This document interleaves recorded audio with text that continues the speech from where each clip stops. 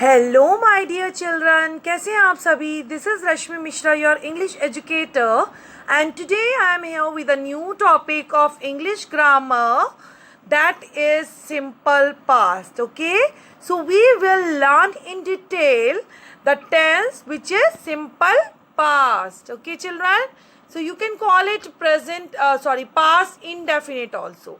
Okay, so what you will learn in this PPT, what is tense, division of tense, what is simple past, formation of simple past and the use of simple past tense. Okay, so first of all बच्चों हम पढ़ेंगे tense कहते किसे हैं।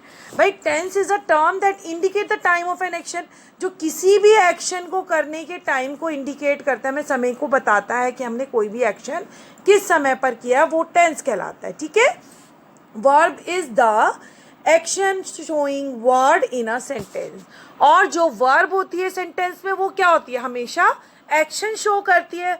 ठीक है, therefore tense is basically attached with verb, इसीलिए जो टेंसेस होते हैं उनका जो अटैच होते हैं वो जुड़े हुए होते हैं वर्ब के साथ, क्योंकि एक्शन क्या शो करती हैं, वर्ब्स।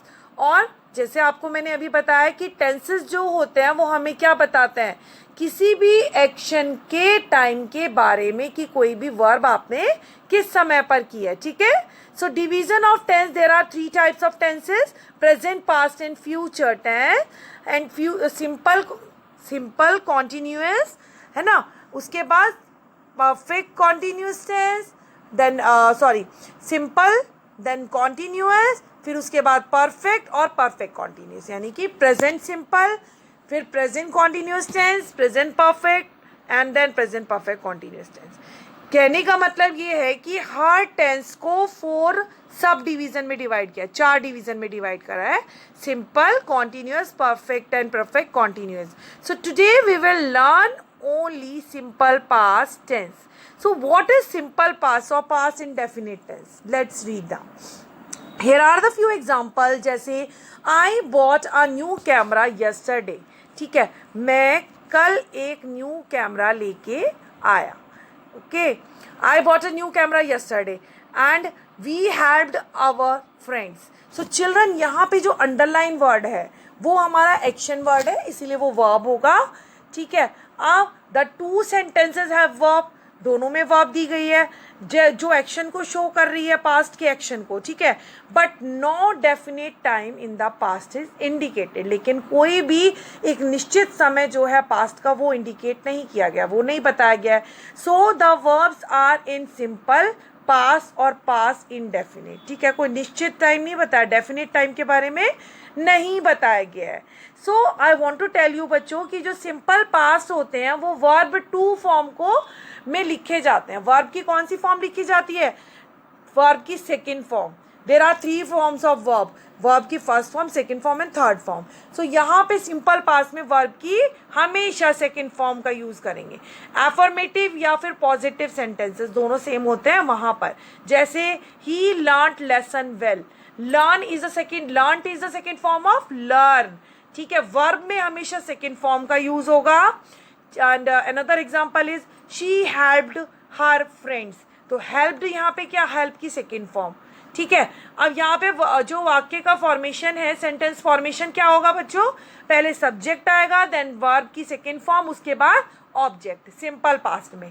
ठीक है, उसके बाद नेगेटिव सेंटेंसेस जो होते हैं सिंपल पास्ट में, उसमें बच्चों सब्जेक्ट आता है सबसे पहले, देन डिड नॉट का यूज होता है, हमेशा डिड नॉट का यूज होता है। और जब डिड का यूज हम कर रहे हैं बच्चों तो वहां पे वर्ब की फर्स्ट फॉर्म आ जाएगी। ठीक है, डिड तो ऑलरेडी सेकेंड फॉर्म तो आ गई है, पर यहाँ पे जब डिड का यूज हो रहा है, चाहे वो नेगेटिव सेंटेंसेस में हो रहा है या वो इंटेरोगेटिव सेंटेंसेस में हो रहा है, उसके साथ वर्ब की कौन सी फॉर्म आएगी, first form. And here are the examples, he did not washed my clothes, right. तो यहाँ पे बच्चों देखो जरा, washed, he did not washed my cloth, यहाँ पे वॉश्ड नहीं आएगा, it is wrong, wash would be here, by mistake maybe it is written. She did not take coffee today. ठीक है, she did not take यानी first form. She did not work properly. Washed नहीं आएगा, again I am telling you it is by mistake. you can do it correct. He did not wash my clothes. Okay. Then I did not go to Delhi, and so on. You can read them yourself.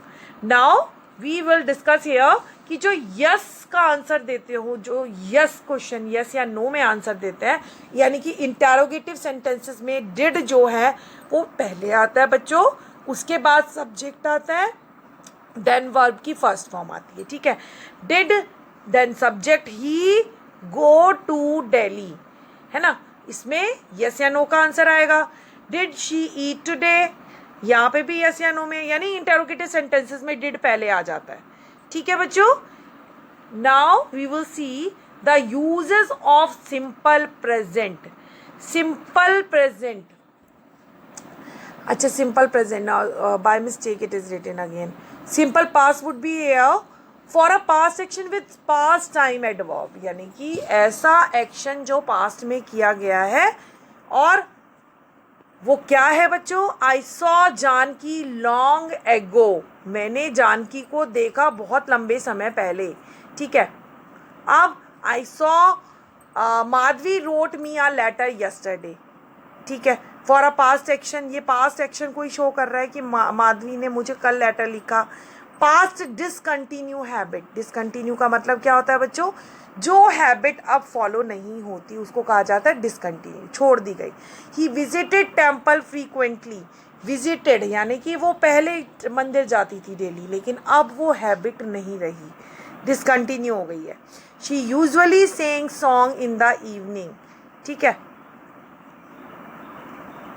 Then let's remember what is tense, division of tense, what is simple past. We learned today formation of simple past, uses of simple past. If any query you can ask me in comment section. And here is exercise. Here is an exercise for you. You can take the screenshot of this, and do remember one thing children, you can do practice of this exercise in your homework. Till then, goodbye. See you.